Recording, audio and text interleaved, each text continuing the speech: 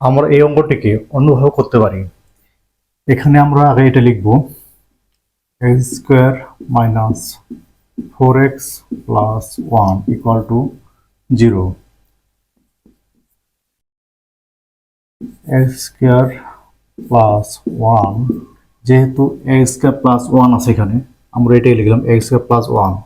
তাহলে এখানে আমরা এই মাইনাস 4x এদিকে নিয়ে যাবো, তাহলে কি হবে 4x। এখন এই মানটা এখন আমরা এখানে বসে দেবো, তাহলে এখানে x বাই হচ্ছে x square minus 3x plus 1, তাহলে x এটাকে আমরা এভাবে লিখতে পারি x square plus 1 minus 3x,